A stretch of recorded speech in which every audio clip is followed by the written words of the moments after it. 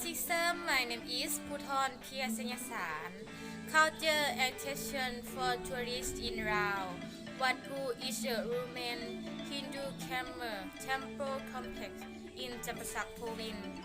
It dates from the 12th century and it is an important tourist and cultural site and was acknowledged by UNESCO, United Nations Educational Site and Physics and Cultural Organization at the Second World Heritage Site in Rao on 14 December 2001. Every year in February, Wat Pu Festival is held and the rule.